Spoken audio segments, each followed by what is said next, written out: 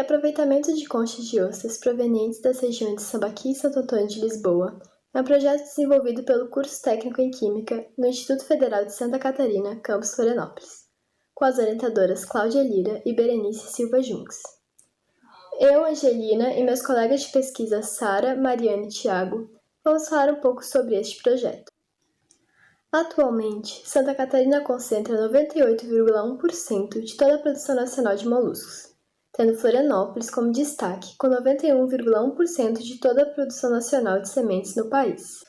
Tendo em vista essa grande produção, o descarte impróprio de resíduos de conchas de ostras no mar ou em terrenos baldios, além de atrair roedores e insetos, podem causar doenças, gerando impactos ambientais como, por exemplo, assoreamento, crescimento desordenado de algas, poluição visual e ambiental, como também o mau cheiro. Apesar disso, a composição da concha é na sua maioria calcário, mineral utilizado por várias indústrias, o que torna esse resíduo uma potencial matéria-prima para processos produtivos que utilizam o calcário. Um dos corretivos de acidez mais utilizados em solos é o calcário, produto de mineração cuja composição é essencialmente carbonato de cálcio, podendo conter outros minerais como carbonato de magnésio. Quando se eleva o pH do solo com o uso de corretivos, possibilita-se o aumento de disponibilidade de alguns nutrientes, e também o aumento de teores de cálcio e magnésio contido no calcário e nas conchas das ostras. Outro insumo produzido a partir do calcário são as placas ornamentais compactadas, que são materiais compostos por um alto teor de agregados naturais, apresentando baixo teor de material polimérico em sua composição. A demanda por rochas ornamentais no Brasil é alta, sendo utilizada principalmente na construção civil, como material de revestimento e na produção de peças decorativas. As exportações brasileiras de materiais rochosos naturais somaram 30,1 milhões de dólares e 53,5 mil toneladas no ano de 2018.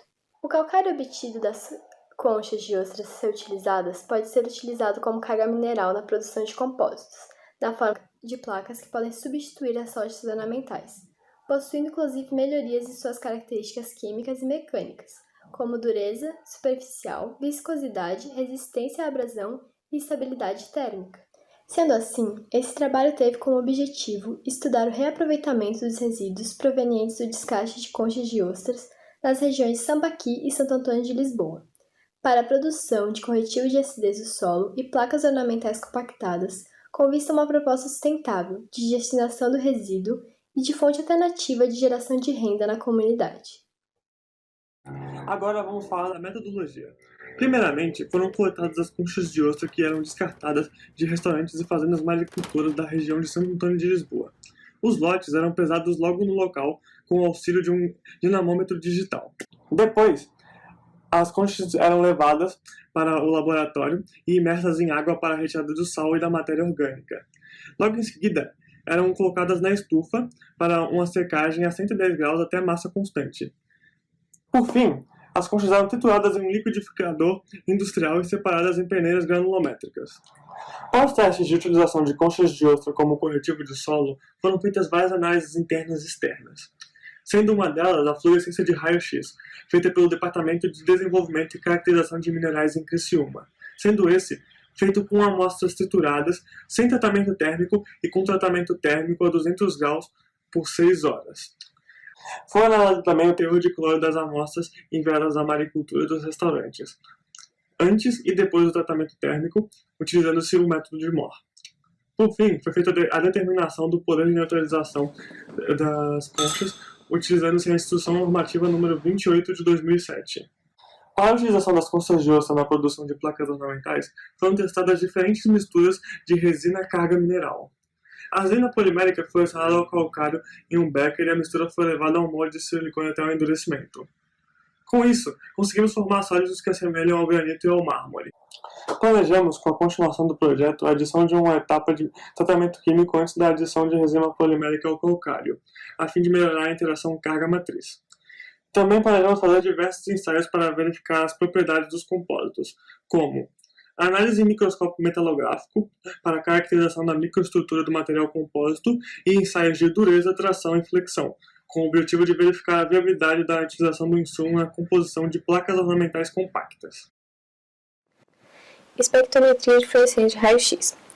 A partir dos resultados obtidos pela espectrometria de fluorescência de raio-x, dispostos na tabela apresentada, é possível observar que o percentual dos elementos na amostra tratada termicamente e na amostra não tratada termicamente são extremamente semelhantes e se diferem minimamente no percentual de óxidos de cálcio, alumínio e sódio. Do mesmo modo, o percentual de perda ao fogo de ambas as amostras está na mesma faixa de valores. E, com base no teor de óxido de cálcio obtido por essa análise, foi possível calcular o percentual de carbonato de cálcio na amostra não tratada termicamente e na amostra tratada termicamente, sendo que esses valores são, respectivamente, 93,59% e 94,77%. Também realizamos a análise do teor de cloreto presente na amostra. Porém, na legislação brasileira, não há limite estabelecido para o teor de cloreto em corretivos de acidez do solo. No entanto, devido aos efeitos nocivos do excesso de cloreto no solo, é importante que os aditivos agrícolas apresentem teor mínimo dessa espécie química na sua composição. Dessa forma, pode-se observar que as conchas provenientes da maricultura apresentaram um teor de cloreto menor, quando comparadas às amostras provenientes dos restaurantes. E esse resultado a gente acredita que pode ser devido ao processo de cozimento das ostras com adição de sal, que pode aderir às conchas das ostras posteriormente descartadas pelos restaurantes. Ao analisar o poder de neutralização das amostras de conchas de ostras limpas, secas e trituradas, foram obtidos os resultados como apresentados na tabela a seguir. As amostras em questão se referem ao segundo lote vindo da maricultura e ao terceiro lote proveniente de restaurantes. Bom, os valores mínimos requeridos para a utilização do calcário como corretivo de solo, pela Instrução Normativa número 35, são de 67% para o calcário não calcinado e 80% para o calcinado. É possível observar, então, que os valores obtidos para as amostras não calcinadas se mostraram acima do requerido, podendo, segundo esse critério, serem utilizadas como corretivo de solo. Pode-se estabelecer também uma base de comparação entre as ostras provenientes da maricultura e do restaurante.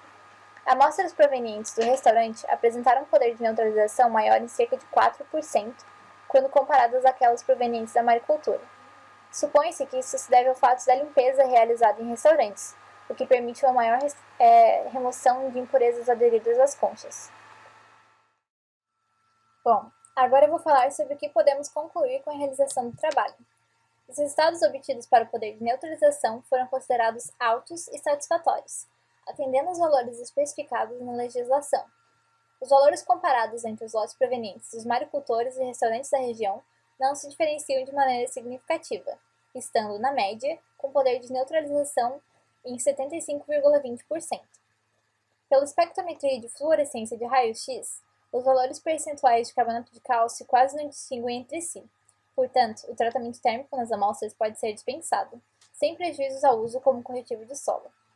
Levando em conta que o tratamento térmico das amostras não precisa ser realizado, isso gera maior viabilidade ao projeto, gerando também uma diminuição dos custos. Por último, nós gostaríamos de agradecer ao IFSU Campus Florianópolis por financiar o projeto e disponibilizar os laboratórios do curso técnico em Química para a realização do mesmo.